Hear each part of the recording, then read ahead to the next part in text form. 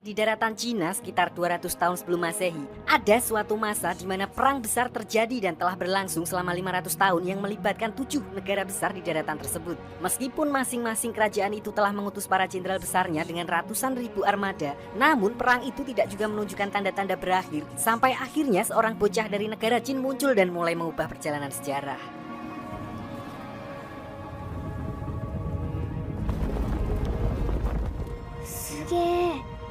Cerita diawali dengan memperlihatkan dua orang anak yatim piatu korban perang bernama Shin dan Hyo yang dijual sebagai budak, di mana mereka dipekerjakan oleh sebuah keluarga petani. Hari-hari mereka lalui dengan berbagai pekerjaan yang berat hingga membuat Shin, bocil yang biru yang agak tengil, kesal dan bertekad untuk keluar dari perbudakan tersebut.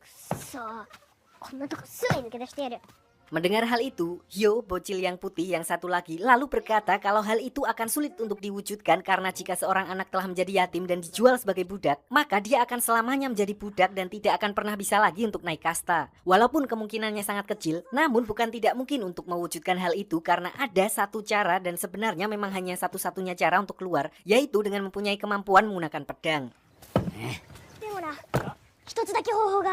Untuk itu, karena mereka berdua juga berbagi mimpi yang sama yaitu untuk menjadi jenderal perang terhebat, mereka pun sepakat untuk berlatih dengan berduel setiap hari sebanyak 10.000 kali sampai mereka benar-benar mahir menggunakan pedang.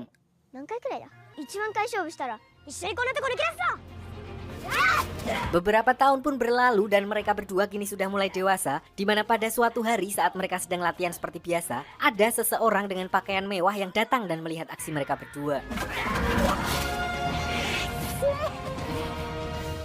Orang tersebut bernama Sobun Kun, salah satu menteri kerajaan sekaligus tangan kanan raja, dan melihat kemampuan berlatih mereka, beliau pun kemudian pergi menemui bos mereka dan memberikan penawaran. Masalahnya, beliau hanya ingin mengambil salah satu dari mereka dan di kesempatan ini, Hyo yang terpilih untuk dibawa ke kerajaan. Walaupun agak berat, Shin yang gak ikut diajak akhirnya tetap mengikhlaskan kepergian satu-satunya sahabatnya itu dan berjanji kalau dia akan menyusulnya suatu saat nanti dan menjadi lebih hebat darinya. Semenjak ditinggal oleh Hyo, Shin pun semakin giat berlatih siang dan malam untuk meningkatkan kekuatan dan kemampuannya walaupun sendirian. Awalnya saya mengira mereka akan menjadi rival dan harus bertarung seperti di film-film lain. Namun saya salah karena tiba-tiba terjadi hal yang sama sekali tidak pernah Shin bayangkan sebelumnya.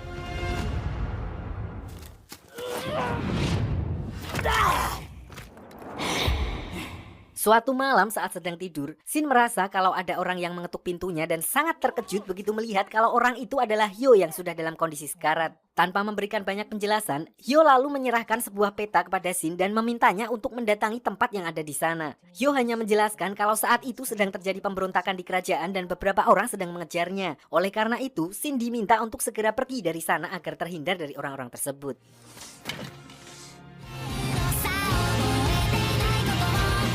Dan benar saja, tidak berselang lama setelah Shin pergi, utusan dari para pemberontak kerajaan telah berhasil melacak Hyo sampai ke desa tersebut dan menemukan jasadnya. Tidak hanya itu, pemimpin mereka juga bahkan memerintahkan untuk segera membumi hanguskan seluruh tempat itu untuk menghilangkan saksi-saksi yang melihat kedatangan mereka.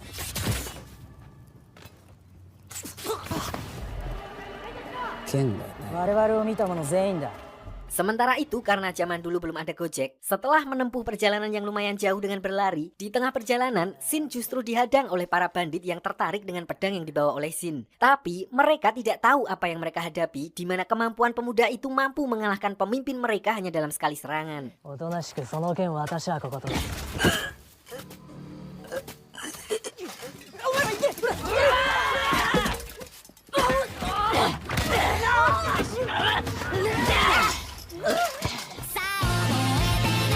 Sampai akhirnya setelah beberapa saat kembali berlari, Shin akhirnya sampai di depan sebuah tenda yang ditandai di dalam peta pemberian Hyo sebelumnya, di mana dia sangat terkejut melihat Hyo yang ternyata masih hidup dan dalam keadaan sehat di dalam tenda tersebut. Namun belum sempat Shin memproses apa yang sedang terjadi di depannya, tempat tersebut tiba-tiba diserang oleh seorang pembunuh bayaran dengan kemampuan pedang yang luar biasa yang ditugaskan untuk melacak jejak Hyo sebelumnya. Dari sinilah akhirnya baru diketahui kalau ternyata orang tersebut bukanlah Hyo, melainkan raja dari negara Jin yang bernama Raja Eisei yang memang sangat mirip dengan Hyo. Hal itu pun seketika menjelaskan alasan Menteri Sobun Kun hanya membawa Hyo seorang diri adalah untuk menjadi umpan, dan itu artinya dari awal mereka memang berniat untuk mengorbankan Hyo. Tapi entah apa alasannya, setelah menjadi umpan pun tidak ada alasan lain Hyo menyuruh Shin datang ke sana selain untuk tetap melindungi raja tersebut.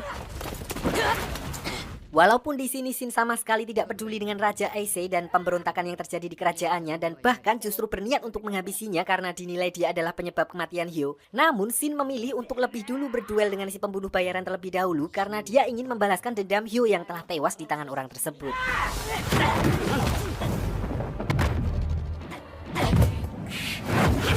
Diperlihatkan di sini bagaimana semangat dan tekad kuat dari Shin untuk melawan pembunuh bayaran itu, tapi karena tidak mempunyai pengalaman bertarung sungguhan, bahkan pembunuh bayaran itu hanya mempermainkannya tanpa menggunakan pedangnya.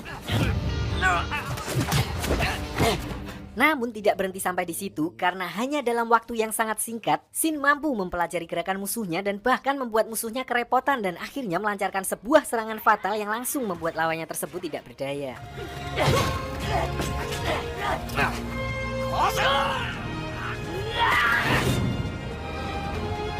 真にお捕まりください。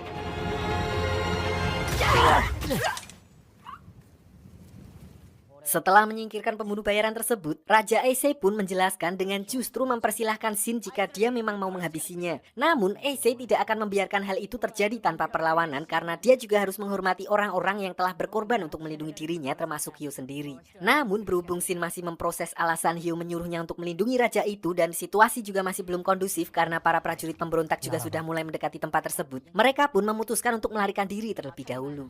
仕方ない。付き合うか。 Saat sedang mencari jalan untuk pergi dari tempat tersebut, mereka dihadang oleh seorang bocah yang mengenakan kostum aneh. Dia lalu memperkenalkan dirinya bernama Karyo Ten, tapi kalau dipanggil Karyo nanti mirip dengan Mas Karyo yang ngontrak di tempat Sidul, almarhum Basuki. Kita panggil aja Tenten. Dia adalah seorang anggota bandit, tapi karena semua bandit itu telah dihabisi oleh Shin, dia pun mengikutinya sampai di sini, di mana dia menawarkan bantuan untuk kabur menggunakan jalur rahasia dengan imbalan sejumlah uang. Karena tidak terlihat sebagai ancaman, mereka pun kemudian menerima tawaran itu dan bersama-sama pergi dari tempat tersebut.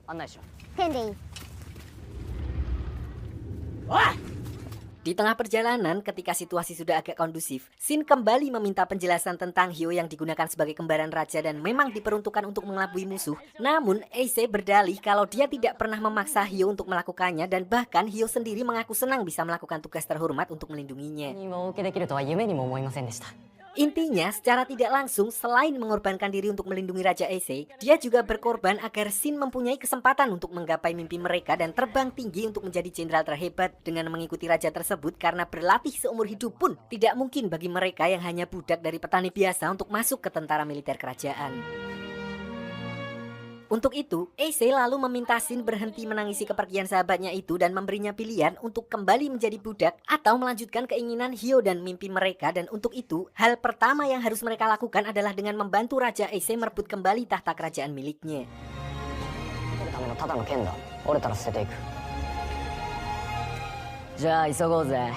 Sementara itu di dalam istana negara Jin diperlihatkan Seikyo, saudara tiri Eisei yang telah menggulingkan Raja Eisei dan merebut tahtanya. Dia mengadakan pertemuan dengan kroni-kroninya setelah kehilangan salah satu pembunuh terbaiknya dalam menangkap Eisei yang asli dan juga Sobun Kun yang menghilang entah kemana.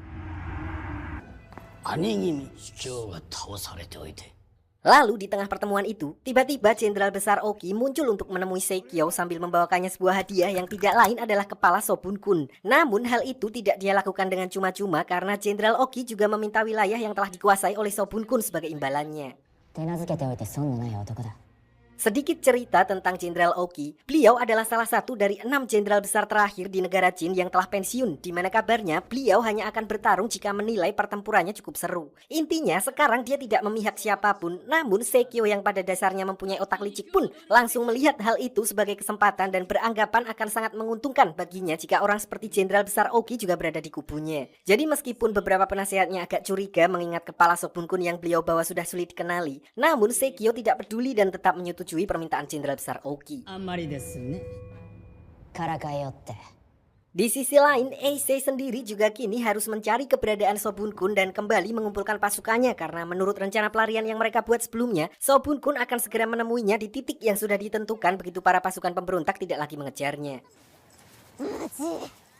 Sempat terjadi sedikit kendala saat mereka sedang dalam perjalanan menuju lokasi yang dimaksud karena keberadaan mereka ternyata telah terlacak oleh seorang pemburu hadiah dari suku gunung. Walaupun pendek, orang itu tetap tidak bisa diremehkan karena dia justru memanfaatkan tubuhnya yang kecil untuk bergerak dengan sangat cepat.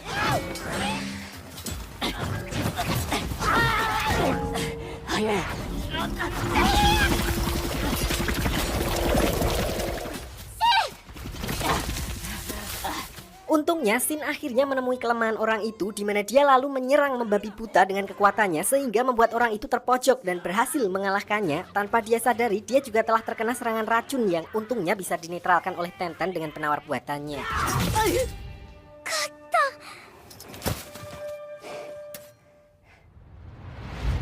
Singkat cerita, mereka pun akhirnya telah berhasil sampai di lokasi pertemuan yang dimaksud, di mana Shin juga sudah mulai tersadar dari efek racun sebelumnya. Lalu setelah beberapa hari menunggu di tempat tersebut, tiba-tiba Shin merasakan ada pergerakan di sekitar mereka yang membuatnya langsung waspada. Dan ternyata pergerakan itu berasal dari Shobun-kun dan pasukannya yang ternyata masih hidup dan berhasil sampai di tempat tersebut tanpa terlacak.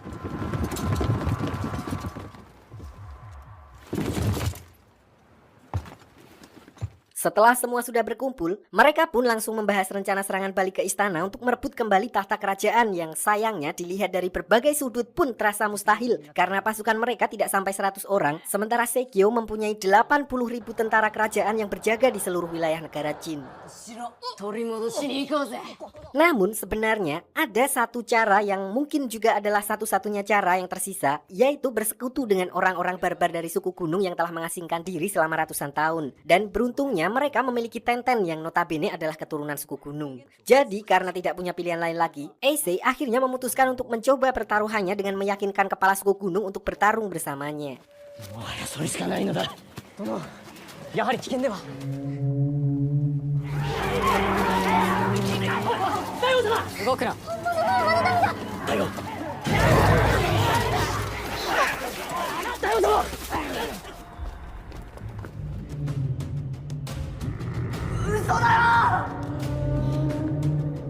Setelah dibawa melalui perjalanan yang cukup panjang, mereka akhirnya tiba di wilayah utama suku gunung dan bertemu dengan kepala suku mereka yang bernama Yotawa. Tanpa banyak basa-basi, Eisei pun langsung mengutarakan niatnya untuk mengajak suku gunung beraliansi dan membantunya merebut kembali tahta kerajaan dari tangan adik tirinya.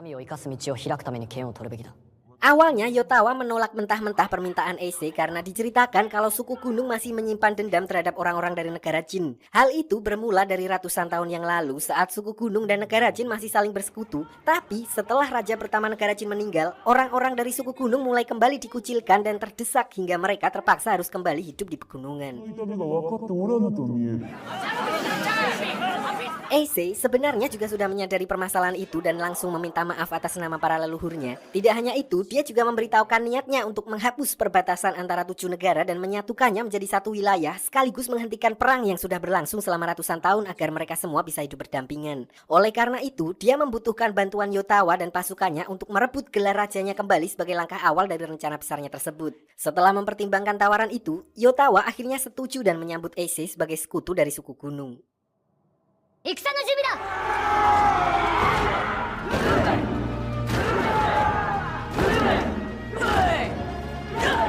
Setelah aliansi itu resmi dibentuk, karena mereka hanya memiliki sekitar 3.000 pasukan, mereka pun harus menyusun rencana untuk masuk ke dalam wilayah istana negara Jin tanpa harus menghadapi puluhan ribu tentaranya, yaitu dengan berpura-pura datang untuk menjadi sekutu dengan pemerintahan negara Jin yang baru, di mana Eisei dan yang lainnya akan memanfaatkan kostum suku gunung dan menyamar di antara mereka.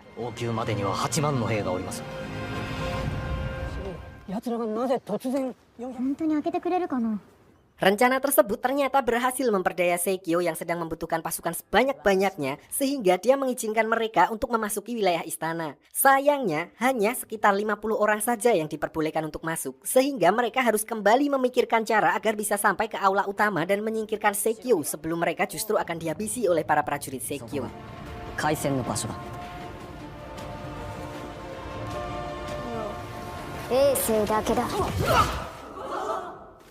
Untungnya, AC yang sebelumnya telah menjabat sebagai raja mengetahui tentang jalur rahasia yang awalnya dibuat agar raja dan orang-orang penting bisa melarikan diri kalau ada penyerangan, di mana jalur rahasia tersebut langsung tembus ke dalam singgasana raja tempat di mana Sekio berada. Sehingga begitu berhasil memasuki pintu gerbang, mereka langsung membagi kelompok menjadi dua. AC, Shobunkun, Yotawa dan 40 pasukannya menerobos dari bagian depan, sementara Shin, Tenten dan 10 orang pasukan gabungan pergi melalui jalur rahasia dan langsung menuju singgasana raja.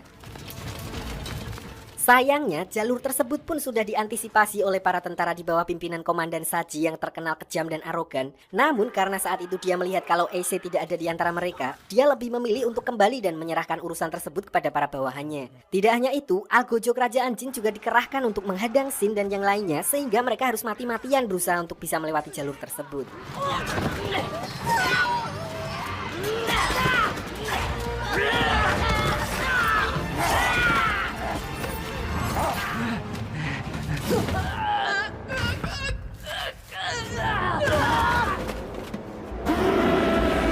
Di sisi lain, rombongan AC juga mengalami kesulitan karena hanya dengan mengandalkan 40 orang, mereka harus menghadapi ribuan prajurit penjaga istana yang seolah tidak pernah habis. Tapi, di sini Yotawa dan pasukannya juga memperlihatkan kemampuan asli dari suku gunung yang sebenarnya.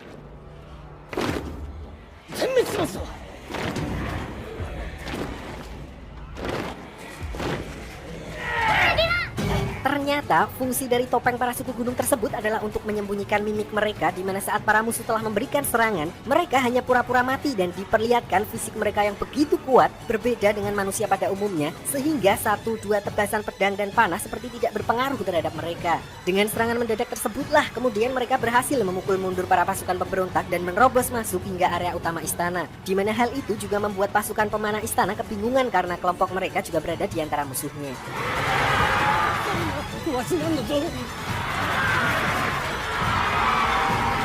Kembali ke Shin dan yang lainnya yang telah bersusah payah mengalahkan Algojo raksasa dengan harus menyatukan 5 orang untuk menjagalnya, mereka akhirnya berhasil mengatasi pasukan yang menghadang di jalur rahasia hingga hanya berapa orang yang berhasil sampai di singgasana kerajaan tempat Sekio berada. Namun sebelum menghabisi Sekio, Shin dan yang lainnya harus lebih dulu berhadapan dengan Komandan Saji yang sebelumnya pergi meninggalkan mereka di jalur rahasia.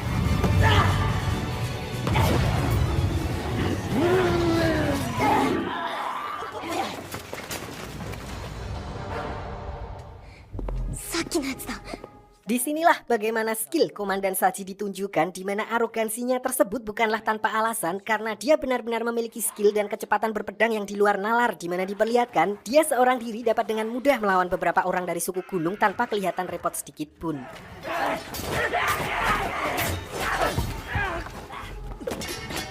Walaupun begitu, Shin sama sekali tidak gentar untuk bertarung 1 lawan 1 dengannya karena itu adalah jalan satu-satunya untuk mewujudkan cita-citanya dan Hyo menjadi jenderal besar, dan lagi pula bagaimana dia akan mewujudkan hal itu jika melawan seseorang di level komandan saja dia tidak mampu.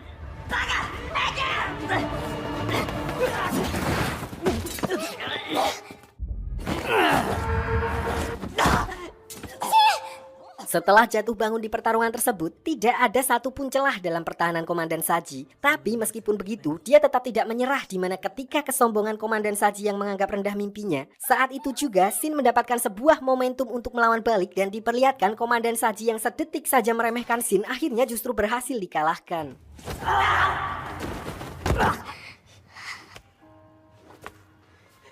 Ini ga aru kara.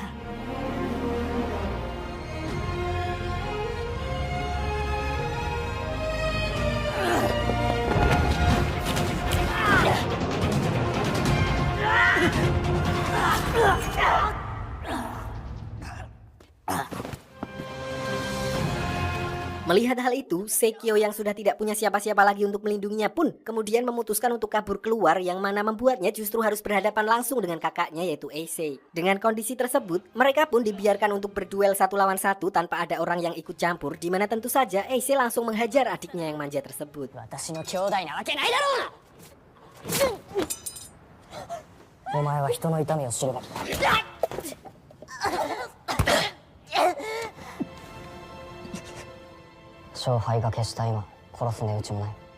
Dengan tumbangnya Sekyo di tangan Ace, seharusnya membuat pemberontakan tersebut berakhir. Namun salah satu komandan pasukan masih bersikeras untuk melawan karena dia dan pasukannya harus dipenggal karena kalah dalam pemberontakan. So dia pun memerintahkan seluruh pasukannya yang tersisa untuk bertempur habis-habisan melawan pasukan aliansi Ace, dan sebelum hal itu terjadi, Jenderal Besar Oki dan pasukannya tiba-tiba muncul di tempat tersebut dan langsung mengepung mereka semua.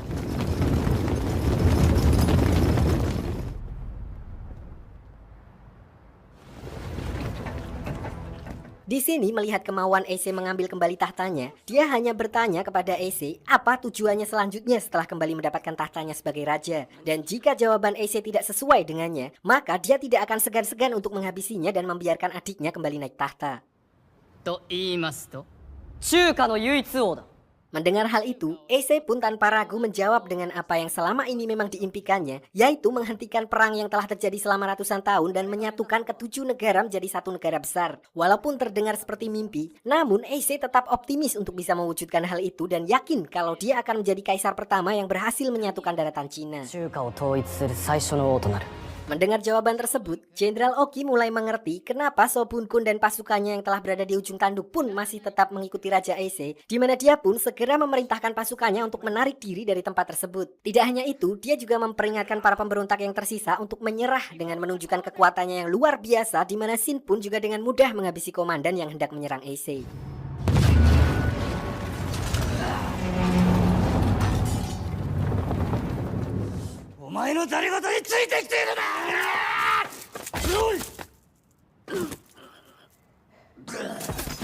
Sebelum beliau pamit dari sana, Shin mengambil kesempatan untuk memperkenalkan dirinya kepada Jenderal Besar Oki, di mana Shin juga tidak segan untuk mengatakan kalau suatu saat dia akan mengikuti jejak beliau dan menjadi jenderal besar terhebat di dunia. わらべ信、本物の戦場で会いましょう。 Dengan begitu, pemberontakan pun berakhir dan Ace akhirnya kembali mendapatkan tahtanya sebagai raja. Namun perjalanan mereka tidak berhenti sampai di situ karena Shin masih harus mewujudkan mimpinya menjadi jenderal besar, sementara Ace harus mencari cara untuk menyatukan ketujuh negara dan menjadi seorang kaisar. Di mana hal itu juga menjadi akhir dari season pertama ini dan kita akan masuk ke season yang kedua.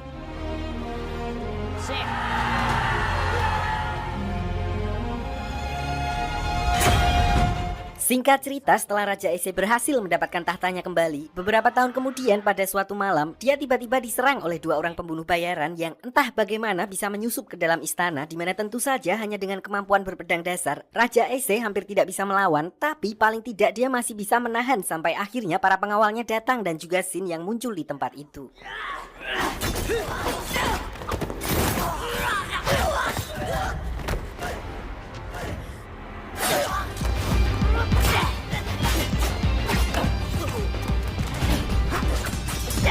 Walaupun awalnya kesulitan menghadapi dua orang sekaligus, namun akhirnya dia tetap dapat mengalahkan kedua pembunuh bayaran itu dengan bantuan Tenten. Anehnya di ujung kematiannya, salah satu pembunuh bayaran tersebut mengancam mereka dengan menyebutkan Siu atau yang lebih dikenal dengan klan kesedihan, yaitu sebuah klan pembunuh yang sangat ahli di mana dikatakan hanya butuh seorang Siu untuk menghancurkan sebuah kota. 彫刻を滅亡に追い込んだという逸話もある。そんなのどうせ単なる言い伝えだろ。 Di tengah situasi tersebut, salah seorang prajurit lalu melaporkan kalau negara Wei telah menyerang perbatasan dan itu artinya ini akan menjadi peperangan pertama Shin. Walaupun bisa dibilang kalau Shin sudah punya privilege karena telah membantu Raja Ace mendapatkan tahtanya kembali, namun dia tetap harus mulai dengan menjadi prajurit biasa bersama dengan petani lain untuk maju di garis depan. 一丁派手に暴れてくるぜ。 Saat itu, armada perang dari negara Jin akan dipimpin oleh Jenderal Kyoko, tapi biar beda sama musuhnya kita panggil saja Jenderal Agumon yang rambutnya pirang giginya runcing dan bisa dibilang adalah junior dari Jenderal Besar Oki. Sementara Shin yang statusnya sebagai budak akan menjadi prajurit infanteri dengan posisi paling bawah mentok, di mana dia justru bertemu dengan teman-teman masa kecilnya yang berasal dari wilayah yang sama. Tapi di sini saat Shin bercerita kalau dia telah menyelamatkan Raja Ace dan bahkan mendapatkan upeti atas jasanya tersebut, tentu saja mereka tidak percaya dan hanya menganggap Shin hanya berkhayal. Sampai suatu saat di mana salah satu komandan datang, mereka dibuat heran melihat bagaimana Shin yang hanya seorang budak bisa kenal dengan orang selevel komandan. 元気そうで何よりだ。久しぶり。 Sampai di sini, Shin dan yang lainnya lalu dikelompokkan lagi menjadi grup yang lebih kecil di mana dia tidak sengaja satu kelompok dengan seseorang yang kelihatan unik dan sangat pendiam bernama Kyokai. Di sisi lain, armada perang negara Wei yang menjadi lawan mereka saat itu dipimpin oleh Jenderal Goke yang dicat putih merah, seorang jenderal besar dan juga salah satu dari para jenderal yang mendapat julukan Tujuh Naga Api Wei. Dia juga dikenal bertangan dingin dan sangat kejam terhadap lawan-lawannya, khususnya negara Jin. Entah apa alasannya, personal, dan intinya kali ini beliau membawa ratusan ribu pasukannya untuk menerobos perbatasan negara Jin di mana mereka telah mengambil alih dua bukit untuk mendapatkan jarak pandang yang luas dan siap untuk berperang.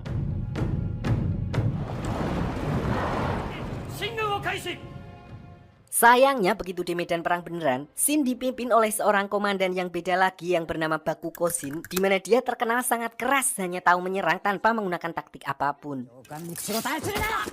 Dan benar saja saat genderang perang mulai dibunyikan, mereka hanya saling tubruk satu sama lain, di mana Shin yang tidak mempedulikan apapun justru berlari paling kencang di depan orang-orang lain untuk menjadi yang pertama menyerang musuh. Dia melompat ke tengah-tengah musuh dan mengobrak-abrik formasi pertahanan mereka sehingga para prajurit infanteri lain jadi bisa menerobos dengan memanfaatkan celah yang dibuat oleh Shin.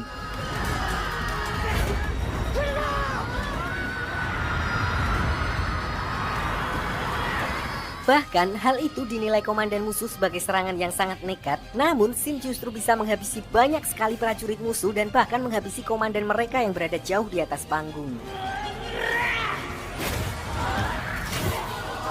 Hal itu tentu saja lumayan memukul para prajurit dari negara Wei, di mana ketika berita tersebut sampai ke telinga seorang wakil jenderal negara Wei, dia lalu memerintahkan anak buahnya untuk menurunkan kereta perang yang dilengkapi dengan perisai dan senjata, dan hal itu otomatis membuat para infanteri negara Jin yang mayoritas hanya seorang petani kalang kabut karena kena mental.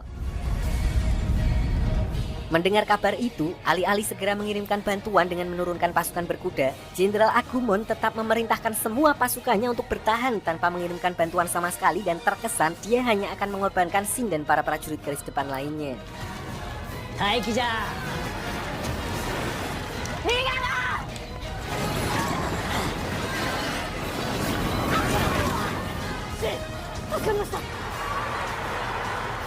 Disinilah Kyokai yang nggak tahu dari tadi ngapain aja, lalu menyarankan agar mereka membuat barikade atau polisi tidur yang agak mayor, polisinya yang agak gede, dari tumpukan jasad yang berserakan di sana sebagai penghalang untuk menghentikan kereta kuda milik musuh.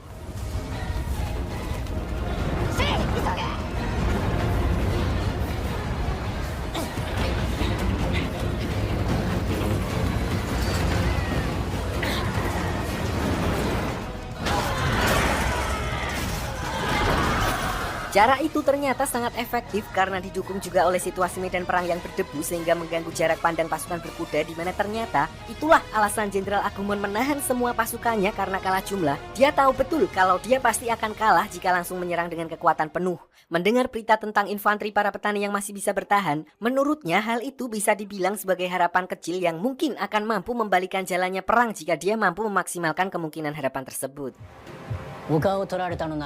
Tapi hal itu juga membuat pasukan infanteri para petani kesulitan, dan bahkan sampai malam pun Jenderal Agumon masih belum memberikan bantuan hingga Shin dan yang lainnya yang sudah kecapean pun harus bersembunyi. Sialnya, mereka ketahuan beberapa prajurit musuh, dan disinilah melihat Shin keteteran melawan semua orang sendirian, Kyokai lalu menunjukkan teknik anehnya di mana dia justru bernyanyi dan lompat-lompat kayak pocong dan tiba-tiba membantai puluhan prajurit musuh, bahkan beberapa dari mereka tidak menyadari hal itu.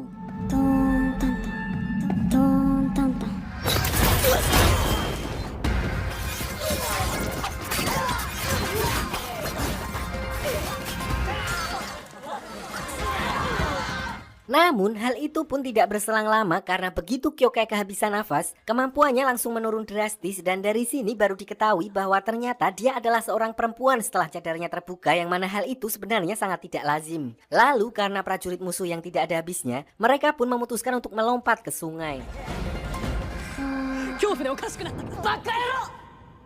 Sampai di sini melihat keadaan sudah aman, Kyokai menceritakan alasannya ikut dalam peperangan negara Jin adalah untuk membalas dendam. Sebelumnya dia mempunyai seorang kakak yang halus banget, dan mereka berasal dari sebuah klan kesedihan yang disebut oleh dua pembunuh bayaran di awal film tadi, di mana di dalam klan tersebut terdapat sebuah adat saat pergantian pemimpin, para kandidat diambil dari wakil terhebat dari beberapa suku, di mana mereka akan bertarung hingga menyisakan satu orang, dan orang itulah yang akan menjadi pemimpin suku yang baru. Sialnya, kakaknya lah yang menjadi salah satu calon kandidat tersebut dan walaupun kemampuannya cukup mumpuni, entah apa yang terjadi, kakaknya kalah dan tewas di tangan saingannya yang posisinya kini ada di negara Wei.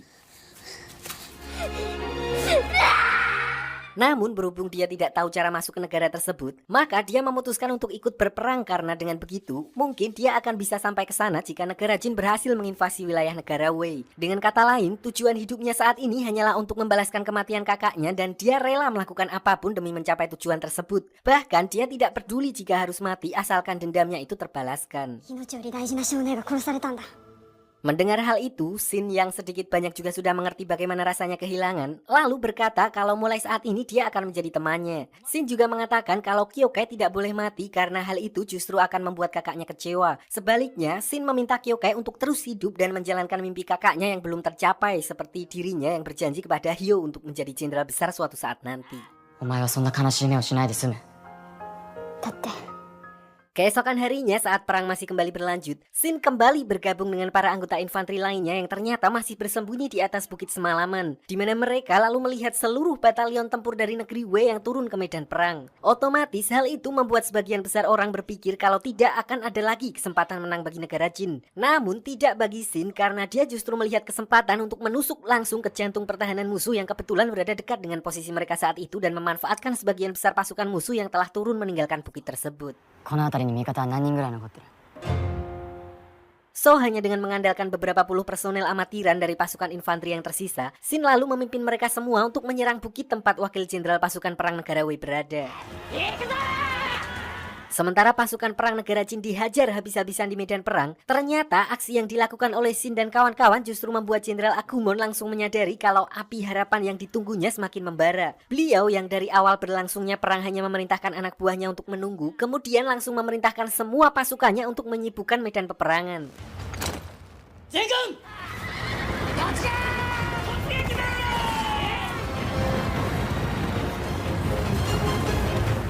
Beliau juga memerintahkan Komandan Bakugo Shin, Komandan Shin tadi, untuk membantu kelompok Shin menyerang area perbukitan. Ternyata momen-momen ajaib seperti itulah yang ditunggu oleh Jenderal Agumon karena menurut pengalamannya akan ada faktor X dalam peperangan yang bisa membalikan keadaan, di mana selama ini dia telah menunggu momen itu muncul sebelum melakukan serangan total.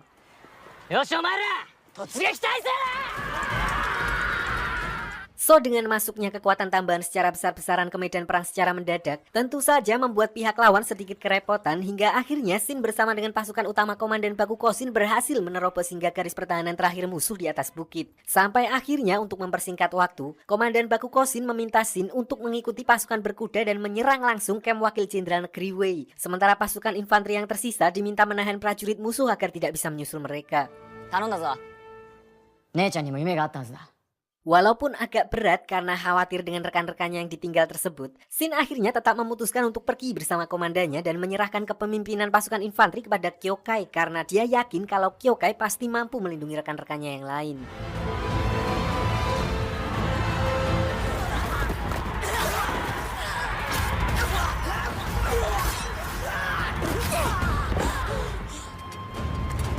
Sementara Kyokai dan yang lainnya sibuk menahan pasukan musuh, Shin bersama pasukan komandannya diperlihatkan telah sampai di wilayah kamp musuh, di mana kali ini mereka harus berhadapan dengan pasukan pemanah yang menghabisi setengah dari pasukan komandan Bakugo Shin hanya dalam sekali serangan. Dan bahkan sang komandan juga harus menerima beberapa serangan anak panah di tubuhnya.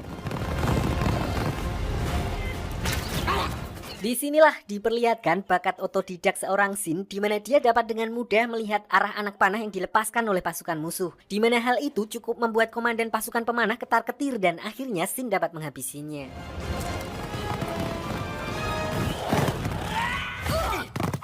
Lalu dalam keadaan yang sudah terseok-seok, diperlihatkan Komandan Bakugo Shin dengan semua tenaganya yang tersisa masih berusaha mendekati wakil jenderal negara Wei. Namun dalam kondisinya yang seperti itu, justru dia hanya seperti bunuh diri di mana wakil jenderal musuh dengan santainya mendekat dan menusukkan pedangnya ke tubuh Komandan Bakugo Shin. Tapi ternyata semua itu sudah diperhitungkan oleh beliau, di mana Komandan Bakugo Shin memang sengaja mengorbankan dirinya untuk membuat musuhnya mendekat dan melemahkan kewaspadaannya, dan yang terjadi adalah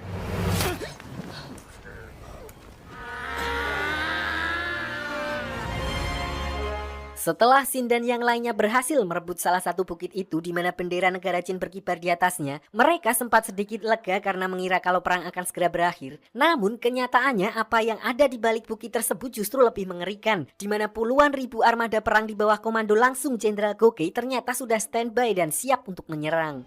Gikaryu no Gokei. Walaupun armada perang negara Jin jelas kalah jumlah, namun aksi Shin dan para prajurit infanteri lainnya ternyata masih sangat membantu karena dengan begitu mereka berhasil membuka jalan untuk Jenderal Agumon dan pasukannya mengarah langsung ke tempat di mana Jenderal Gokei berada. Lalu di saat yang bersamaan, tiba-tiba sang legenda Jenderal Besar Oki dan pasukannya muncul di mana mereka langsung membelah dan mengobrak-abrik garis depan musuh dan menyusul Shin ke atas bukit. Namun di sini kedatangannya bukanlah untuk membantu pasukan negara Jin, melainkan hanya untuk memantau jalannya peperangan tersebut. Walaupun begitu, kehadiran sosok Jenderal Besar Oki tetap membuat pasukan negara Wei ketar-ketir karena jika sampai beliau ikut turun tangan, maka kemungkinan negara Jin untuk memenangkan perang tersebut akan menjadi semakin besar. Disinilah Jenderal Oki menyuruh Shin untuk mempelajari cara Jenderal Agumon melakukan serangan yang menurutnya lebih mengedepankan insting daripada akal. Di mana hal itu dibuktikan ketika beliau tetap kekeh menahan pasukannya sebelum merasakan adanya sesuatu yang mungkin bisa membalikan keadaan. Sementara lawannya yaitu Jenderal Gokei adalah jenderal terbaik dari negeri Wei jika dinilai dari strategi perang. Namun menurutnya tidak setiap perang harus mementingkan akal karena terkadang sebuah faktor kecil yang sebelumnya tidak terpikirkan sama sekali justru bisa menjadi kunci kemenangan. Beliau lalu memberi contoh dengan bagaimana Jenderal Agumon menyerang langsung ke arah musuh yang bisa dibilang adalah cara yang ceroboh, dan cara Jenderal Gokei menanggapi serangan tersebut dengan mengirim beberapa pasukan berkuda untuk mengitari pasukan Jenderal Agumon dan menyingkirkan mereka satu persatu dari belakang. Intinya nekat melawan realistis. Namun selanjutnya apakah Jenderal Agumon akan berhasil mendekati Jenderal Gokei untuk melakukan serangan? Itu semua kembali lagi pada faktor X yang akan terjadi di dalam peperangan. Setelah mendengar ceramah singkat dari sosok yang sangat dikaguminya itu, Shin lalu meminta izin untuk masuk ke dalam peperangan bersama Jenderal Agumon. Dan melihat semangat juang yang dimiliki oleh Shin, Jenderal Oki pun kemudian memberikan kuda kepada Shin untuk melihat apakah dirinya mampu membawa perubahan dalam situasi perang yang sudah tidak menguntungkan bagi pasukan negara Jin. Lalu begitu memasuki area peperangan, tanpa rasa takut, dia langsung masuk ke barisan musuh untuk menguasai salah satu armada kereta perang milik mereka. Shin menyadari dari pengalaman sebelumnya kalau kereta perang itu mempunyai kelemahan yang bisa dia manfaatkan. Walaupun mereka bisa membawa lebih banyak prajurit, namun pergerakannya tidak akan selincah pasukan kuda biasa, dan berdasarkan hal itulah Shin mendapatkan ide untuk justru menghancurkan armada kereta kuda yang ada di posisi depan, di mana hal itu kemudian memunculkan efek domino dan menghancurkan armada kereta kuda lainnya yang ada di belakang.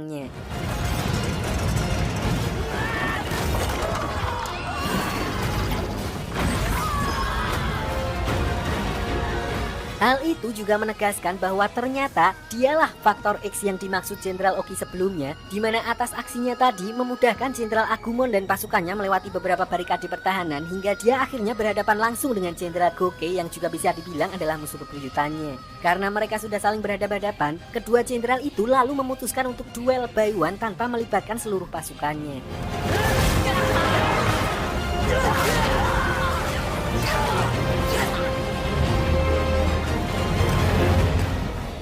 Sebagai seorang gentleman, kedua jenderal itu pun seolah sudah saling mengerti dan meminta anak buahnya untuk tidak ikut campur. Sampai pada akhirnya dalam pertarungan antara kedua jenderal yang disaksikan ratusan ribu prajurit itu, Gokei kalah setelah ditebas oleh Jenderal Agumon dan dengan begitu pasukan Wei pun kehilangan semangat dan akhirnya mundur.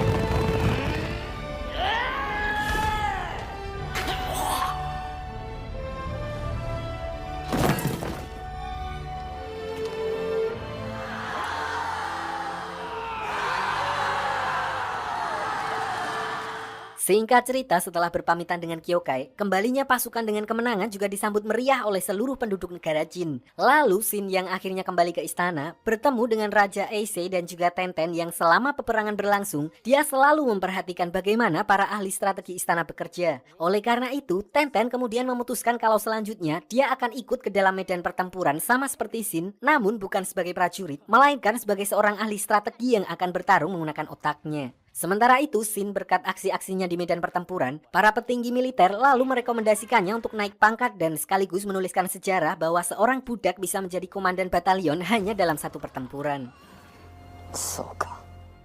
Pasca perang tersebut, diperlihatkan juga munculnya sosok baru yaitu Menteri Ryofui yang ditemani oleh dua orang kepercayaannya yaitu Jenderal Mobu dan Sohei-kun, di mana dia juga adalah paman dari Raja Eisei sekaligus orang yang dicurigai menyusupkan pembunuh ke dalam istana di awal film. Kabarnya, dia juga mempunyai pengaruh dan kekuatan tempur yang tidak kalah besar, di mana itulah alasan adiknya Eisei di film yang pertama menggebu-gebu untuk mengumpulkan kekuatan sebanyak-banyaknya karena diceritakan Ryofui juga mengincar tahta sang raja. Dan kedatangannya tersebut menjadi semacam statement kalau dia masih berani muncul secara terang-terangan walaupun semua orang mencurigainya karena dia menganggap kalau Raja Eisei sendiri pun tidak akan berani menyentuhnya.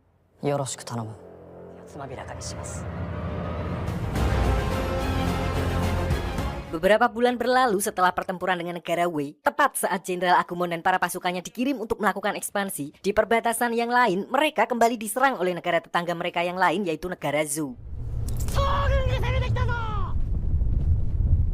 Jadi 16 tahun yang lalu saat salah satu dari 6 jenderal besar negara Jin memenangkan perang melawan negara Zhou, alih-alih mengampuni pasukan mereka yang telah menyerah, jenderal tersebut justru membantai semua pasukan negara Zhou entah apa alasannya dan sekarang mendengar sedang terjadi perpecahan di dalam negara Jin, mereka berniat untuk menuntut balas. Karena serangan itu bisa dibilang sangat mendadak dan tidak mungkin memanggil pasukan Jenderal Agumon, Raja Eisei terpaksa memanggil Menteri Ryofui dan orang-orang kepercayaannya untuk membantunya mengatasi serangan negara Zhou. Walaupun dia tahu kalau hal itu akan membuatnya berhutang budi dan itu bukanlah hal yang bagus berhutang budi kepada orang seperti Ryofui. Di sini, Menteri Ryofui lalu menyarankan agar mereka segera membentuk pasukan darurat dan meminta Raja Eisei menunjuk Mobu sebagai panglima perang dan memimpin pasukan negara Jin di medan pertempuran. Namun di sisi lain, Sobun-kun justru menilai hal itu kurang efisien karena menurutnya keahlian Mobu adalah untuk full menyerang atau dengan kata lain dia adalah jenderal dengan spesialis menginvasi wilayah musuh. Sementara kondisi peperangan kali ini menuntut mereka untuk bisa menyerang sekaligus bertahan. Sobun-kun mengatakan kalau hanya ada satu orang yang mampu melakukan hal itu, namun masalahnya saat ini beliau sedang mengistirahatkan diri dari peperangan dan orang tersebut tidak lain adalah Jenderal Besar Oki.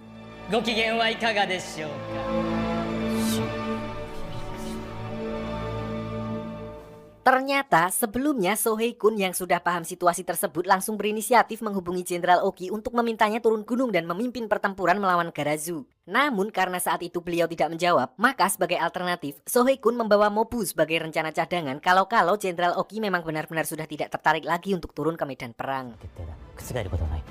Di luar perkiraan mereka, Jenderal Oki ternyata bersedia untuk menjadi panglima perang dan mendatangi Aula Raja untuk mengkonfirmasi hal tersebut. Walaupun hal itu sedikit membuat Mobu jadi agak kesal karena dia hanya dijadikan sebagai komandan batalion untuk memperkuat pasukan Jenderal Oki di lapangan.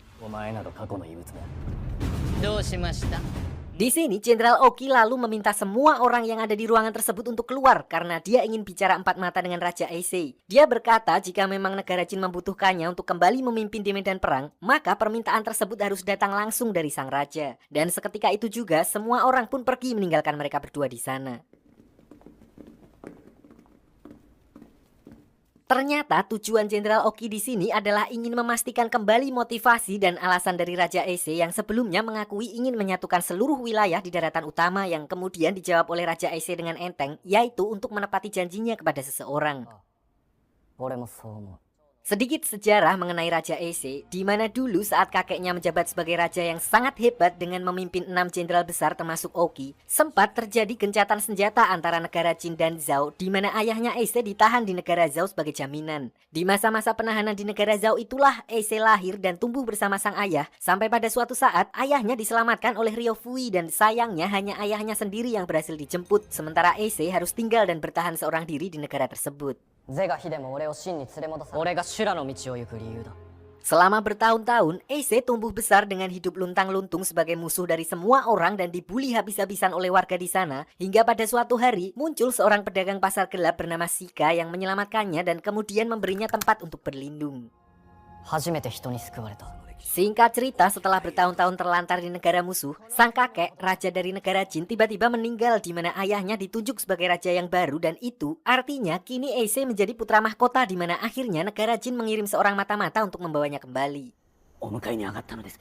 この仕事、聖様を深夜お届けします。 Disinilah Sika lalu memutuskan untuk membantu Ace kembali ke negaranya dengan memanfaatkan skill penyelundupannya, di mana awalnya Sika dapat mengelabui semua penjagaan dengan menyogok mereka. Namun di penjagaan terakhir, seorang penjaga tiba-tiba memanah box tempat Ace bersembunyi hanya karena iseng yang mana panah tersebut melukai tangan Ace. Walaupun begitu, Ace masih tetap tenang tanpa ekspresi sama sekali. Namun bukan tanpa alasan, karena ternyata setelah ditinggal oleh ayahnya dan semua penderitaan yang didapatkan selama hidupnya membuatnya tidak bisa lagi merasakan rasa sakit dan emosi maupun empati. Intinya dia sudah mati rasa, dan oleh karena itulah dia tidak akan bisa menjadi raja yang baik.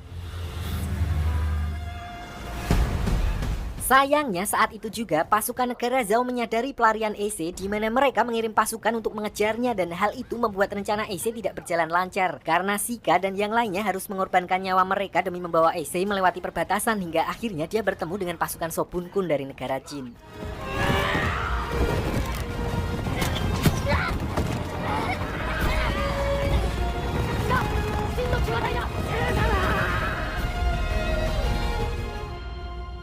Di saat-saat terakhir Sika itulah dia meminta Ace berjanji untuk menjadi raja yang hebat suatu saat nanti. Dan disinilah untuk pertama kalinya dia merasakan kembali rasa sedih dan menangis setelah sekian lama, dan dari sini dia berniat untuk menyudahi peperangan antara 7 negara tersebut dan menyatukannya menjadi sebuah negara besar. それが最初の約束だ。 Setelah mendengar langsung alasan dan tekad dari Raja Ace, Jenderal Oki lalu memerintahkan Shin yang dari tadi ngumpet dan mendengarkan semua percakapan mereka untuk memanggil semua orang kembali ke ruangan. Dengan begitu, Jenderal Oki yang selama ini memilih untuk rehat dari medan pertempuran pun kini secara resmi aktif kembali dan ditunjuk sebagai panglima perang untuk memimpin pasukan mengambil kembali wilayah mereka.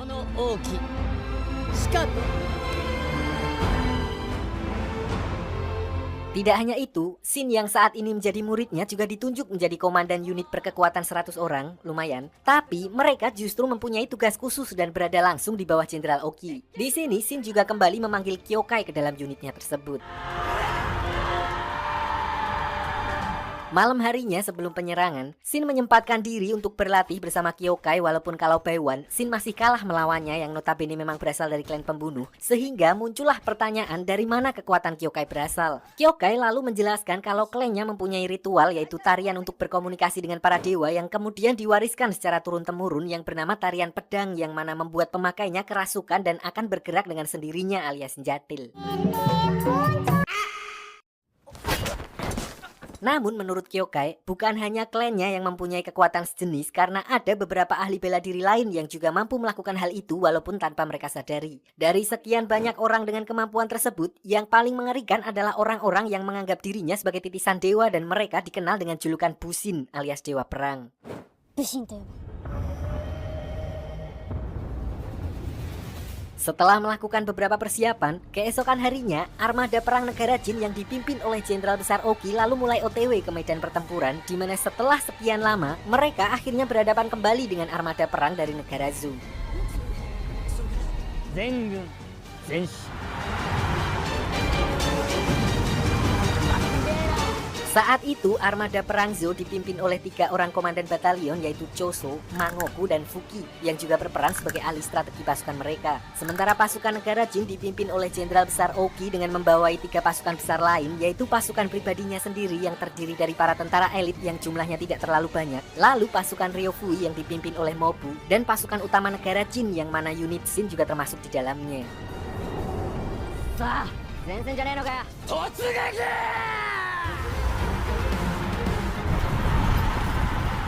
Serangan gelombang pertama dilakukan oleh Mobu dan pasukannya yang langsung menyerang pasukan tengah musuh, di mana kekuatannya pun sampai terdengar hingga kejauhan.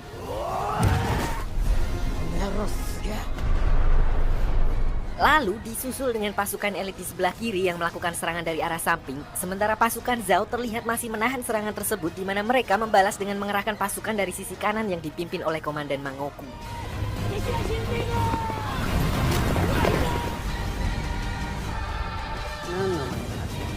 Anehnya, walaupun secara jumlah pasukan Zhao sedikit lebih banyak dari pasukan Jin, namun Jenderal Oki tetap menyerbu secara terang-terangan dari arah depan dan ternyata disinilah peran unit Shin yang hanya terdiri dari 100 orang prajurit petani. Dengan memanfaatkan kecilnya unit mereka yang tidak terlajak, terinspirasi dari perang melawan negara Wei kemarin, Oki memberikan misi kepada mereka untuk melakukan serangan langsung dan menyingkirkan otak dari pasukan musuh yang tidak lain adalah Komandan Fuki. 軍師並みの戦術眼を持つ頭脳派みたいな存在となります。 Diceritakan kalau dia sangat ahli dalam analisis peperangan sehingga semakin lama peperangan itu berlangsung, dia akan semakin mempelajari banyak hal yang artinya pasukan mereka akan semakin kuat. Minusnya, tentu saja dia dilindungi oleh pasukan terhebat dari negara Zhao, namun di sisi lain hal itu juga membuatnya cukup arogan dan untuk itu, Oki sengaja menyuruh 100 orang infanteri petani agar Fuki meremehkan mereka. Walaupun beberapa orang prajuritnya sempat khawatir karena menganggap kalau itu adalah misi yang mustahil, namun Shin tetap optimis dan meyakinkan rekan-rekannya tersebut kalau dia mampu memimpin mereka semua untuk menyelesaikan misi tersebut. So hanya dengan bermodalkan 100 orang, Shin kemudian mulai menyusup menuju ke garis belakang pertahanan musuh dengan memanjat perbukitan untuk melaksanakan misi yang sangat krusial bagi jalannya pertempuran tersebut. Tapi walaupun di sini Shin dan yang lainnya sudah memilih jalur yang agak repot, namun mereka masih tetap harus berhadapan dengan pasukan musuh yang ternyata juga standby di wilayah tersebut dan terpaksa unit khusus Shin pun harus melawan mereka walaupun hanya berjumlah 100 orang.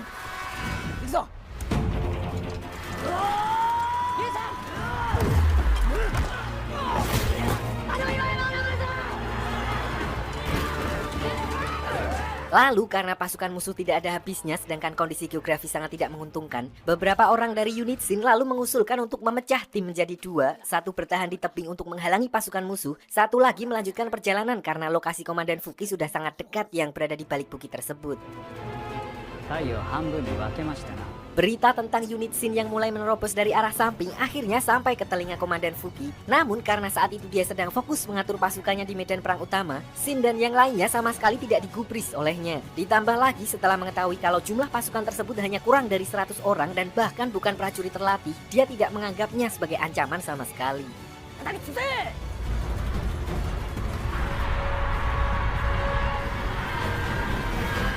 Sementara itu di medan peperangan utama, pasukan elit negara Jin terlihat seolah mendominasi dengan melakukan serangan secara terus-menerus hingga pada suatu momen pasukan Zhao akhirnya mundur dari garis depan. Melihat kalau itu adalah kesempatan untuk menyerang, para prajurit negara Jin pun semakin bersemangat dan maju lebih jauh lagi. Namun sayangnya mereka tidak menyadari kalau itu adalah sebuah perangkap yang telah direncanakan oleh Komandan Fuki untuk menghabisi mereka sekaligus dengan hujan anak panah.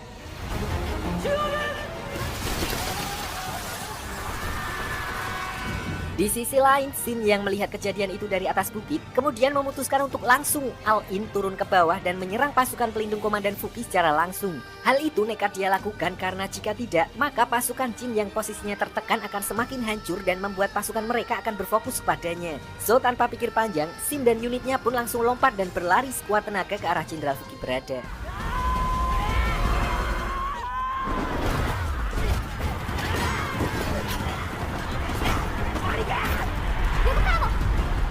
Walaupun dengan bersusah payah, semakin dekat dengan Komandan Fuki, tentu saja semakin banyak juga pasukan yang berusaha menghentikannya. Dan disinilah Komandan Fuki akhirnya mulai memperhitungkan kemungkinan Shin yang dengan ajaibnya sampai ke titik itu. Saat itu juga, Fuki sadar kalau sedari awal, Oki memang memancingnya untuk mengepung pasukan utama yang mana kalau itu benar, berarti pasukan petani yang mengincarnya itu bukanlah pasukan sembarangan dan untuk itu, dia langsung memutuskan untuk memundurkan pasukannya.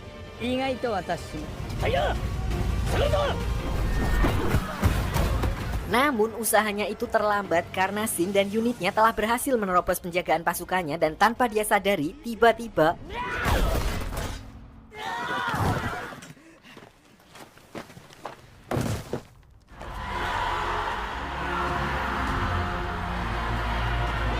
saat itu juga, Shin sudah seperti menjadi pahlawan perang bagi negara Jin dan bersamaan dengan gugurnya Komandan Fuki yang juga adalah seorang ahli strategi pasukan Zhao, Komandan Choso yang mendengar hal itu lalu memerintahkan seluruh pasukannya untuk sementara mundur dan memindahkan markas mereka ke perbukitan. Namun menurut Jenderal Oki, semua itu hanyalah awal karena pertempuran yang sesungguhnya baru akan dimulai setelah ini.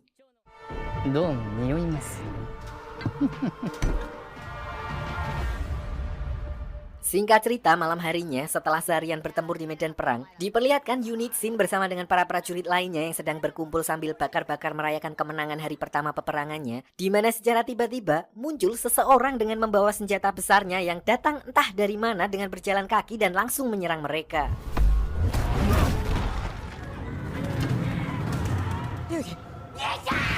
Walaupun Shin dan Kyokai sempat berusaha menghentikan orang tersebut, namun level kekuatan mereka terlihat jauh berada di bawahnya, di mana kemudian dia memperkenalkan dirinya bernama Houken, salah satu orang yang dijuluki sebagai Bushin alias dewa perang yang ditakuti oleh klan Kyokai. 境外の一撃をかわした因縁の戦い武神 Kabar tentang serangan itu pun dengan cepat sampai ke aula raja, di mana Sobun Kun yang juga mendengarnya langsung menyadari apa yang sebenarnya sedang terjadi. Jadi dulu salah satu dari 6 jenderal besar negara Jin bernama Kyo yang juga kekasih Jenderal Oki sempat berduel dengan Houken, namun karena saat itu dia tidak mengetahui apa yang dilawannya, beliau justru tewas di tangan Houken. Mendengar hal itu, Jenderal Oki pun tidak tinggal diam dan langsung membalas perbuatannya dengan menyerang wajahnya. Namun entah bagaimana, Houken masih bisa selamat dari serangan Jenderal Oki dan sejak saat itu dia tidak pernah kelihatan lagi. Hingga akhirnya mendengar kalau Jenderal Oki memimpin pasukan negara Jin, dia pun kembali muncul yang mana hal itu sekaligus menjadi alasan Jenderal Oki yang tiba-tiba kembali berniat turun ke medan perang melawan Garazu. Ternyata dia sudah menyadari kehadiran Houken yang mana artinya peperangan itu bisa dibilang adalah pertempuran pribadi mereka untuk saling membalaskan dendam. 王家を討つため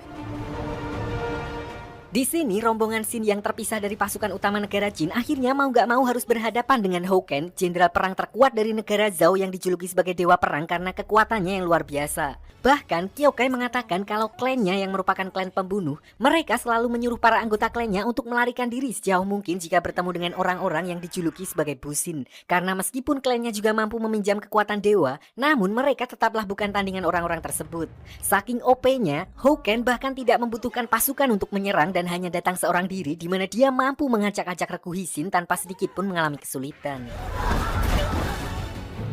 我武神 Tapi di sini, Shin dan Kyokai sebagai orang paling kuat di pasukannya terpaksa harus bekerja sama untuk menghentikan Houken dan melindungi regunya meskipun mereka tahu kalau hal itu adalah usaha yang sia-sia.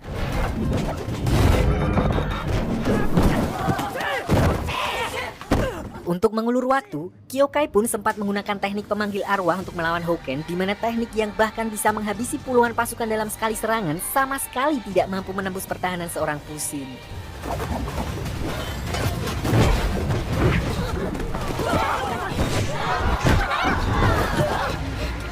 Beruntung, Kyokai kembali diselamatkan oleh Shin yang sudah kembali tersadar. Dia juga menyuruh pasukannya untuk menyerang menggunakan tombak dari jarak jauh dan segera memanfaatkan situasi itu di mana saat mengira Shin telah mendapatkan titik buta Houken, yang terjadi adalah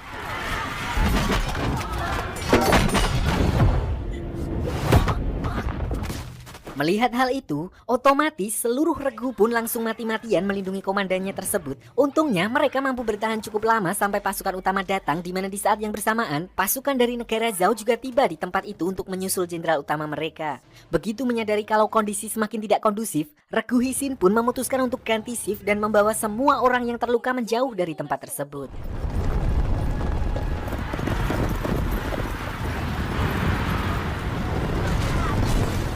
Sementara itu, Komandan Mangoku yang pucat ubanan, dia menyadari kalau regu Shin adalah regu yang menghabisi salah seorang komandan rekannya, di mana dia langsung memerintahkan anak buahnya untuk mengejar mereka. Di sisi lain, karena banyaknya personil yang terluka dan tidak bisa lari lagi, sebagian besar pasukan Shin pun terpaksa harus menjadi umpan demi membuat kesempatan agar Shin bisa diselamatkan.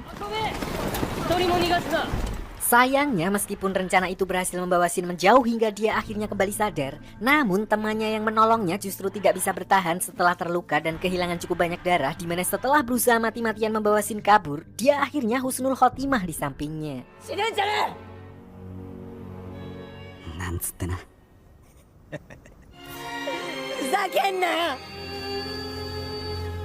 Setelah semalaman bersembunyi sambil memulihkan diri, paginya Shin akhirnya berhasil kembali bergabung dengan pasukannya meskipun harus sambil membawa jasad rekannya, di mana Jenderal Oki yang melihat Shin dan rekan-rekannya masih bertahan dan tetap bersemangat meskipun hanya tinggal setengah, beliau pun sempat dibuat kagum karena yang mereka hadapi sebelumnya adalah musuh bebuyutannya yang dijuluki sebagai dewa perang. Meskipun begitu, mereka tetap harus waspada karena dengan kemunculan orang itu, artinya pertempuran yang sesungguhnya baru akan dimulai. 戦が近づいています。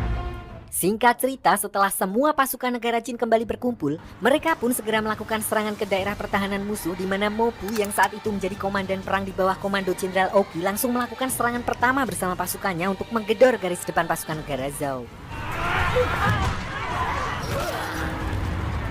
Di sini Mobu yang tidak lain adalah seorang jenderal generasi baru yang hanya mengandalkan otot. Dia sudah berhasil mendominasi jalannya peperangan bersama pasukannya. Namun begitu melihat Houken dari kejauhan, seketika itu juga dia hilaf dan langsung bernafsu untuk menghabisinya. Sebenarnya saat itu pasukannya juga sudah dilarang oleh Jenderal Oki agar tidak masuk lebih dalam ke wilayah musuh karena medannya sangat tidak menguntungkan bagi mereka. Tapi berhubung Mobu adalah tipe orang yang selalu mengandalkan naluri barbarnya untuk menyerang, dia sama sekali tidak menghiraukan larangan itu hingga akhirnya apa yang dikhawatirkan pun terjadi karena orang yang dikejar oleh Mobu ternyata hanya umpan, yang artinya Mobu dan pasukannya berhasil dipancing masuk ke dalam perangkap yang sengaja dibuat oleh Komandan Choso dari negara Zhou. Menyadari kalau salah satu unit penting di jajarannya sedang dalam bahaya, Jenderal Oki pun kemudian memerintahkan seluruh pasukannya bergerak menuju celah bebatuan untuk menyusul Mobu dan pasukannya. Dan disinilah Jenderal Oki mulai menunjukkan tajinya karena dia sudah punya rencana di luar kepala untuk mengatasi rencana musuhnya yang menegaskan kalau dia mampu memprediksi jalannya pertempuran dan mengambil langkah antisipasi dengan membuat kondisi terdesak menjadi sebuah keuntungan bagi pihaknya. Dengan memanfaatkan kesalahan yang dibuat oleh Mobu, Jenderal Oki lalu memerintahkan tangan kanannya yang bernama Wakil Tou untuk melakukan serangan langsung ke arah pasukan musuh, sementara pasukan Shin yang hanya berjumlah sedikit diperintahkan untuk menyerang ke arah pasukan yang mengepung Mobu. Sehingga formasi yang dibuat oleh Komandan Choso menjadi berantakan dan memberi celah bagi Jenderal Oki untuk masuk ke medan perang dan melakukan serangan.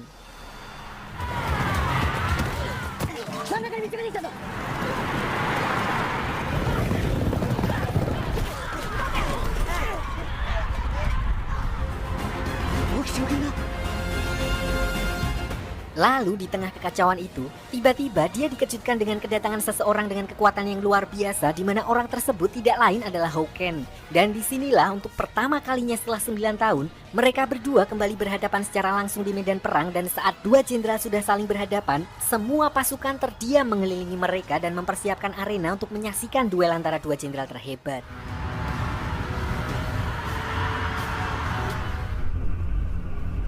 Sementara itu di istana negara Jin, diperlihatkan Raja Eise yang sedang didatangi oleh Yotanwa, kepala suku gunung yang dulu membantunya merebut tahta kerajaan bersama Shin dan yang lainnya. Kedatangannya itu adalah untuk menyampaikan sebuah kabar sangat penting mengenai sebuah bahaya yang mungkin akan dihadapi oleh pasukannya di medan perang. 撃てなかった。 Yotanwa mengatakan kalau negara Zhou terindikasi memiliki sebuah pasukan rahasia yang keberadaannya sangat ditutup-tutupi oleh mereka karena tidak ingin kekuatannya terbaca oleh musuh. Kesimpulan itu dia sampaikan bukan tanpa alasan karena dulu saat Yotanwa baru saja kembali ke wilayahnya setelah membantu Raja Eise dan akan lanjut ekspansi ke wilayah utara yang menjadi daerah kekuasaan suku barbar, dia justru dikejutkan dengan penemuan ratusan ribu pasukan suku tersebut yang sudah terbantai habis. Padahal suku barbar dikenal sangat tangguh dengan kekuatan fisik melebihi manusia pada umumnya, dan untuk mengalahkan mereka apalagi dalam jumlah yang begitu besar bukanlah perkara yang mudah.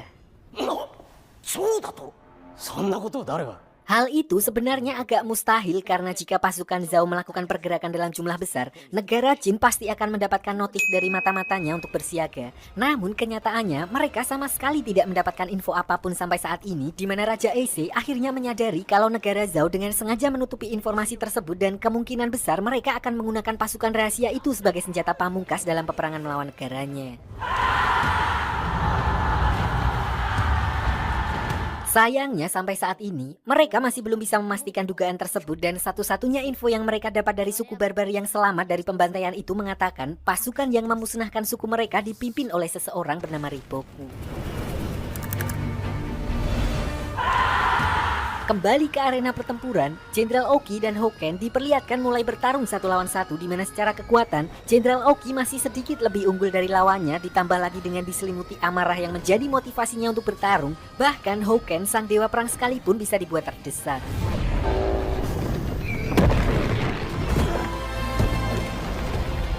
Sedikit cerita latar belakang dari mereka berdua, di mana Houken adalah orang yang telah menghabisi Jenderal Kyo, salah satu dari 6 jenderal besar negara Jin terdahulu yang juga adalah calon istri dari Jenderal Oki. Jadi dulu Jenderal Oki sempat berjanji akan menikahi Jenderal Kyo jika dia berhasil menamatkan serangan kepada 100 benteng musuh.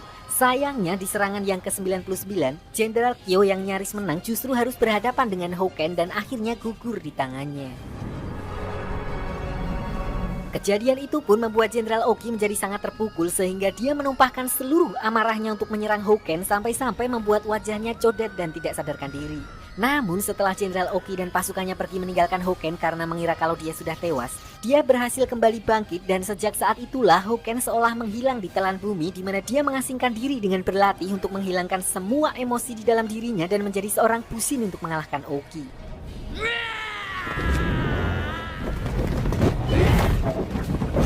Kembali ke cerita setelah bertahun-tahun berlatih, Houken ternyata tetap tidak lebih unggul dari Jenderal Oki yang merupakan seorang monster dengan kecerdasan dan kekuatan yang luar biasa, di mana setelah mendapatkan serangan bertubi-tubi, dia akhirnya terpojok dan hanya tinggal selangkah sebelum Jenderal Oki memenggal kepalanya. Namun di saat yang bersamaan, mereka dikejutkan dengan suara gemuruh kuda yang ternyata itu adalah pasukan Jenderal Riboku atau yang dulu sering dipanggil Genji. Di mana di sini dia menjadi seorang ahli strategi jenius yang tidak memiliki empati sekaligus sosok yang dikatakan sebagai senjata rahasia negara Zhao. Dengan bertambahnya kekuatan di kubu pasukan Zhao secara signifikan, pertempuran pun menjadi berjalan tidak seimbang karena kekuatan mereka kini lebih unggul 10 dibanding 1 dari pasukan negara Jin. Menyadari hal itu, Jenderal Oki yang tidak mau bertindak ceroboh kemudian memerintahkan seluruh pasukannya untuk membuat formasi bertahan sambil mencari jalur evakuasi agar mereka bisa mundur dari pertempuran.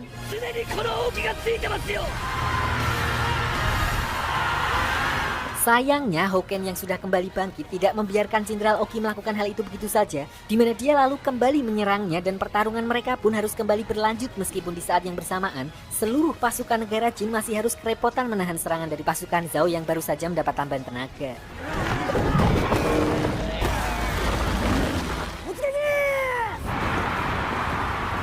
Di tengah semua kekacauan itu, Jenderal Oki yang menyadari kalau mereka semua sudah mati langkah karena perbedaan jumlah kekuatan yang terlalu besar, lalu sempat memberikan semangat terakhir kepada seluruh pasukannya untuk all-in dalam pertempuran tersebut, di mana dia meminta paling tidak sebelum meninggal, 1 orang prajuritnya harus menghabisi 10 orang prajurit negara Zhao sambil mencari celah untuk keluar dari medan pertempuran. Disinilah diperlihatkan Jenderal Oki yang benar-benar dibuat kerepotan karena di satu sisi dia harus melawan Houken yang kekuatan bertarungnya hampir sebanding dengannya. Di sisi lain dia juga harus segera memikirkan cara untuk membawa pasukannya mundur dari medan pertempuran. Meskipun keadaan sangat tidak menguntungkan, dia tetap mampu menyerang Houken dengan membabi buta dan sekali lagi berhasil melancarkan serangan telak hingga membuat Houken tidak berdaya. Namun begitu Jenderal Oki berniat melakukan serangan terakhirnya, tiba-tiba dari kejauhan salah satu komandan dari skuad Jenderal Riboku yang memang tujuan utama mereka adalah untuk menghabisi Jenderal Oki langsung melesatkan anak panah yang tepat mengenai rusuknya, di mana Houken juga melakukan teknik yang sama ketika melawan Shin, yaitu serangan dari belakang. Shin yang melihat hal itu pun langsung berusaha menghentikan pertarungan itu, di mana Wakil Tou dan semua pasukan berkuda yang tersisa juga berusaha membuka jalan untuk Shin dan Jenderal Oki keluar dari medan peperangan. Sampai di sini meskipun dengan luka parah yang tidak mungkin bisa diselamatkan, Jenderal Oki masih meminta kepada Shin untuk menengadahkan kepalanya dan tidak menyia-nyiakan pemandangan yang dia lihat sekarang, di mana dia melihat orang-orang hebat yang sedang membukakan jalan untuknya, dan hal itu membuat seorang jenderal bisa melihat dengan jelas gambaran besar pertempuran yang mereka hadapi.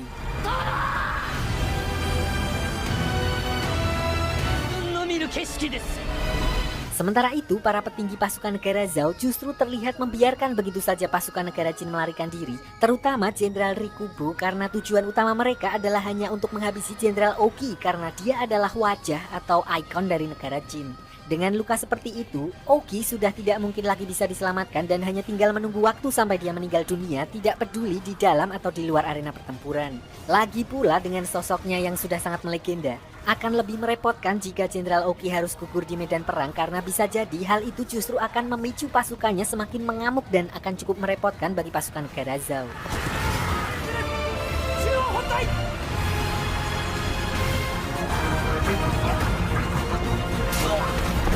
Singkat cerita, pasukan negara Jin akhirnya berhasil keluar dari arena pertempuran dan membawa Jenderal Oki ke tempat yang aman, di mana diperlihatkan beliau masih tegak di atas kudanya meskipun dengan kondisi yang sudah sangat aut-autan. Sadar kalau beliau tidak akan bisa bertahan lagi, Jenderal Oki kemudian memberikan wejangan terakhir kepada pasukannya dan mewariskan khusus untuk Shin, orang yang selama ini dianggapnya sebagai anak didiknya. Jenderal Oki meminta maaf karena dia tidak bisa lagi memenuhi janjinya untuk melatih Shin dan mewariskan senjatanya kepadanya. Dan seketika itu juga dia akhirnya innalillahi di atas kuda layaknya seorang legenda.